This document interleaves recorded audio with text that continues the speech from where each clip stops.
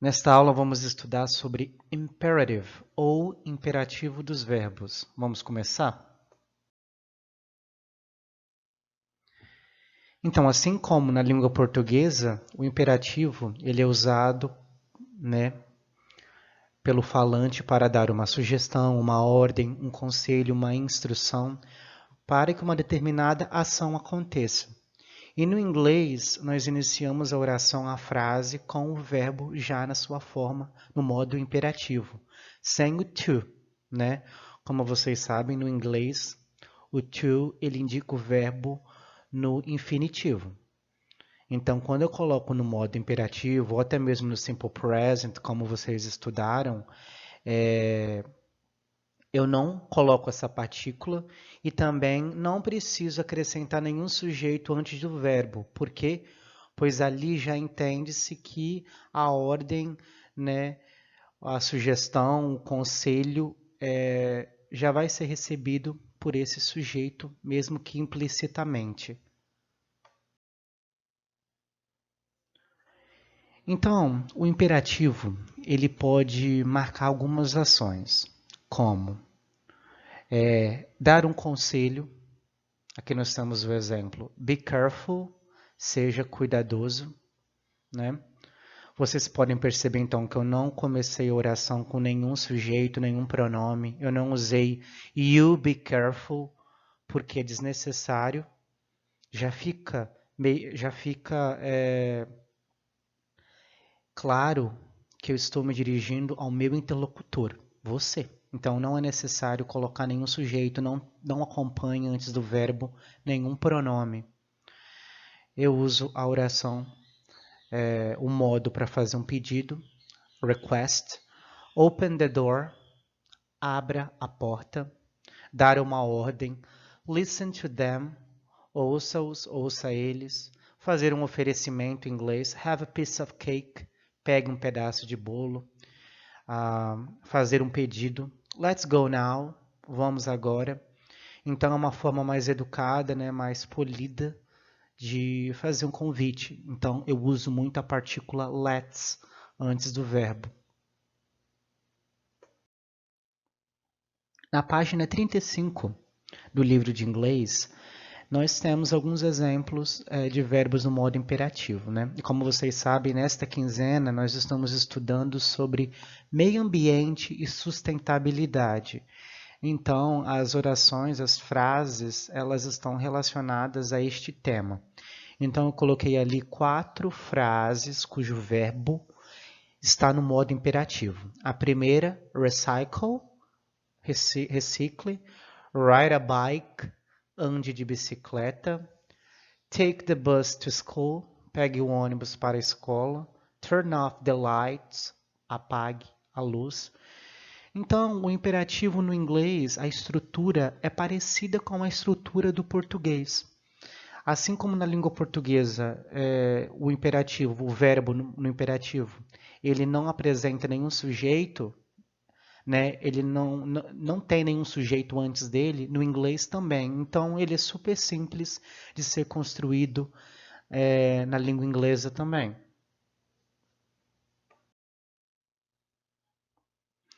Então, eu trouxe esse slide para poder revisar esse tópico. Então, o imperativo ele é formado com o verbo sem o sujeito antes. Open the door, abra a porta. E é interessante que o imperativo no inglês ele é até mais fácil que o português, né? Nós sabemos que na língua portuguesa, até no modo imperativo, o verbo ele sofre conjugações de acordo com o sujeito.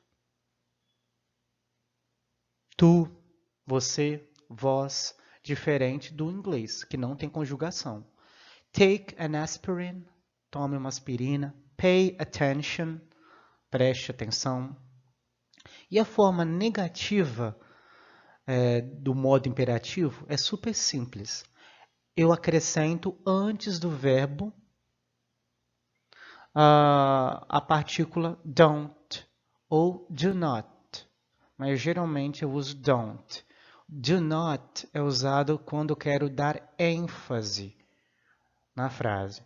Então, nós temos aqui a frase Open the door, abra a porta.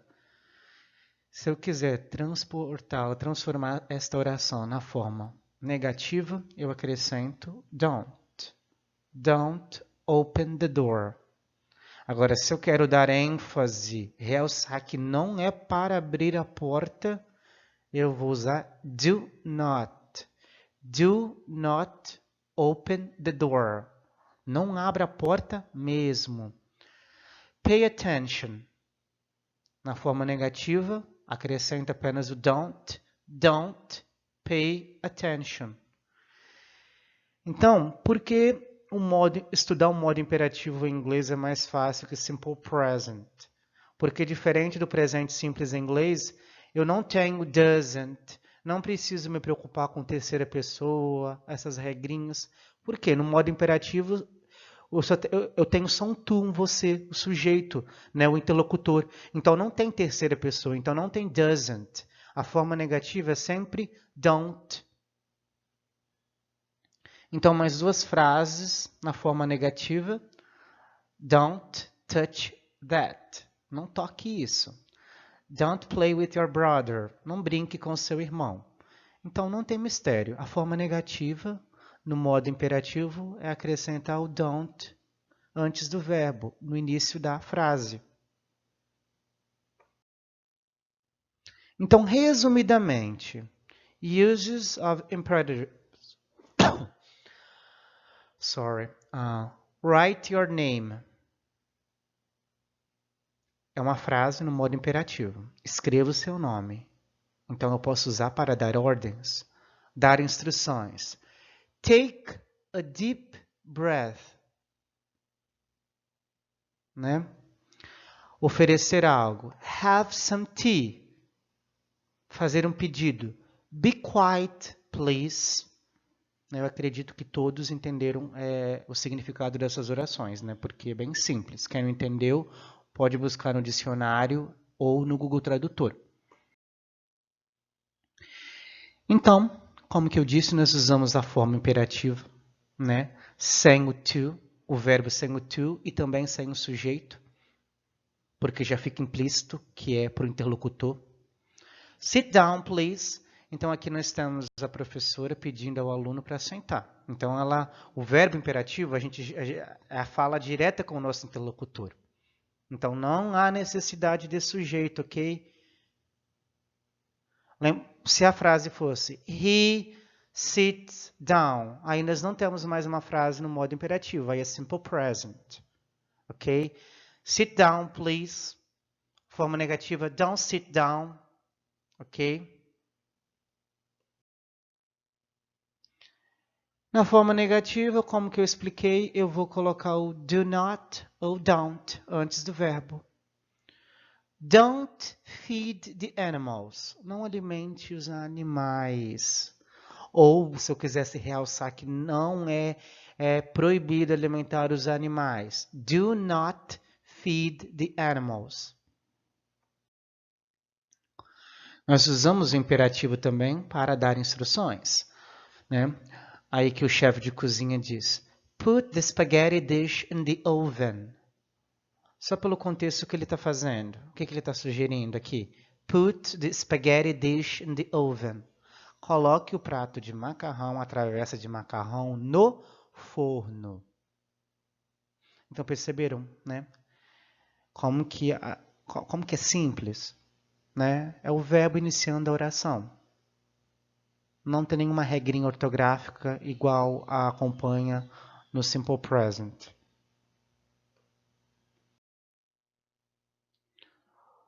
We use the imperative to give orders. Nós usamos para dar ordens, principalmente, né? A professora dizendo, don't eat in the class. Don't eat in the class. Não comam na sala de aula.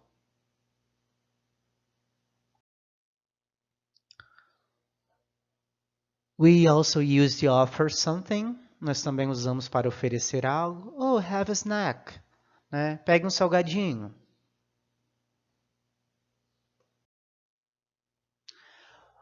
We use the imperative to tell someone what to do or not to do. Sign this form, please. Sign this form, please. O que a secretária está pedindo ao rapaz? Para assinar o formulário, né? Na forma negativa ficaria Don't sign this form, please.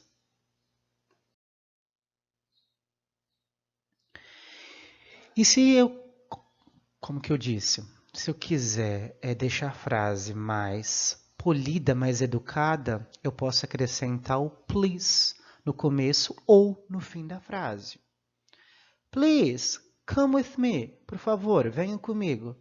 Oh, call the doctor, please. Por favor, chame o doutor, né? Ligue para o médico. Please, don't scream. Por favor, não grite. Wait for me, please. Espere por mim. Let's watch the film, please. Ou let's watch the movie, please. Ou let's go to the cinema, please. Vamos assistir ao filme, por favor. Então, se eu quero deixar a frase more polite, mais educada, é só acrescentar o please ou no começo da oração ou no fim da frase.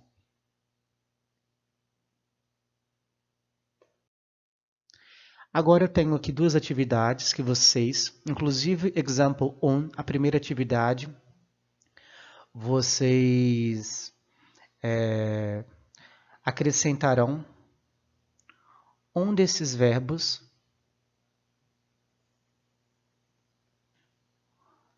dessas estruturas nas lacunas. Lembrando que quando aparecer o not, é porque a frase deve permanecer na forma negativa.